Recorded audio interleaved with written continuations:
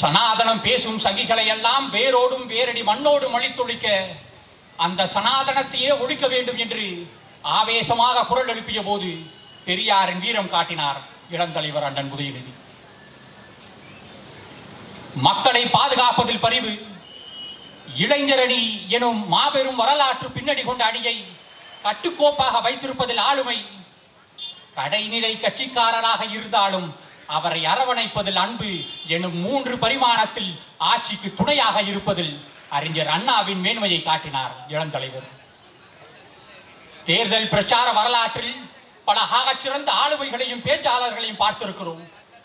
ஆனால் பிரச்சார வரலாற்றிலேயே மிக எளிமையான முறையிலே மக்களுக்கு புரியும்படி பேசி ஒரே ஒரு செங்கலை மட்டும் தூக்கி பிடித்து டெல்லியின் செங்கோட்டையே அதிரவிட்டாரே, அவர்தான் நம் இளந்தலைவர் அண்ணன் உதயநிதி.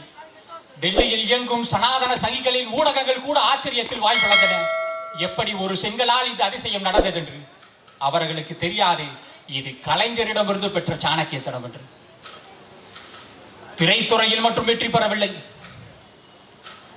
ஒரு சட்டமன்ற உறுப்பினராக, ஒரு அமைச்சராக, இளைஞரணி தலைவராக, மக்களின் மனங்களை வென்ற மிகச்சிறந்த அரசியல்வாதியாகவும் வெற்றி பெற்றார். இப்படி அனைத்திலும் வெற்றி பெறுவதற்கு ஆகச்சிறந்த காரணம் என்ன தெரியுமா? உழைப்பு. இந்த உழைப்பை தளபதி முதல்வரிடம் கற்றார் நம் இளந்தலைவர். ஆக பெரியாரின் வீரம், அண்ணாவின் மேன்மை, கலைஞரின் சாணக்கியத்தனம், தளபதி முதல்வரின் உழைப்பு என அனைத்தும் கலந்த ஒரு 4 பரிமாண நம்பிக்கை நாயகனாக நம் இளந்தலைவர் அண்ணன் உதயநிதி இருப்பதால் தான் இன்று தமிழ்நாடு முழுவதும் எளியோர் எழுச்சி நாள் விழாவாக நாம் கொண்டாடி கொண்டு வருகிறோம்.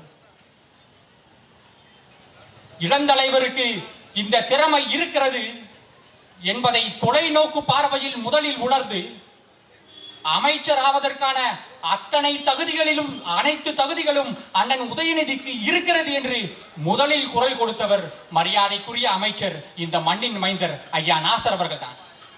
இதை நான் மட்டும் சொல்லவில்லை, அண்ணன் உதயநிதியே ஒரு பொதுக்கூட்டத்தில் சொல்லியிருப்பார், எனக்கு அமைச்சர் பதவி கிடைக்க ஐயா அண்ணன் நாசர் அவர்கள் தான் முதல் காரணம், அவர்தான் முதலில் குரல் கொடுத்தார் என்று.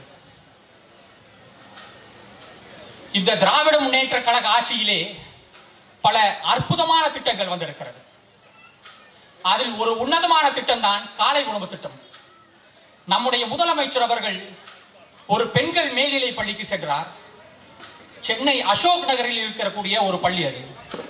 அங்க போய் இருக்கிற மாணவிகள்கிட்ட எல்லாம் போய் காலையில என்ன சாப்பிட்டீங்கன்னு கேட்கிறாரு. உடனே அங்கிருந்து ஒரு மாணவி சொல்றாங்க, நான் காலையில டீ சாப்பிட்டு வந்துட்டேன்னு சொல்றாங்க.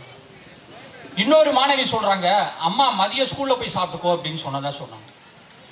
அப்புறம் இன்னொரு மாணவி சொல்றாங்க, எனக்கு ஸ்கூலுக்கு லேட் ஆயிடுச்சு அதனால சாப்பிடாம வந்துட்டேன்னு சொன்னாங்க. இதை கேட்டதும் முதல்வர் கலங்கினார். அப்போது உதயமான திட்டம் தான் காலை உணவு திட்டம்.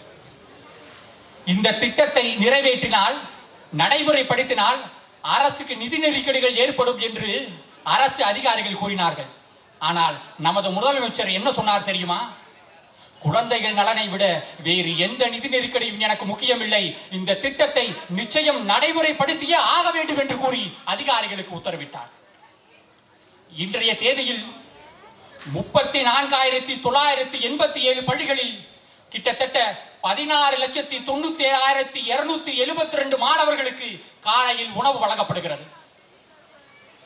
உருப்பசியும் ஓவா பிணியும் செருவகையும் சேராது இயல்பது நாடு என்கிற வள்ளுவனின் குரலுக்கேற்ப பசியையும் போக்கி பிடியையும் நீக்கி கையில் புத்தகங்களையும் கொடுக்க வைத்த ஒப்பற்ற திட்டம் அல்லவா இது?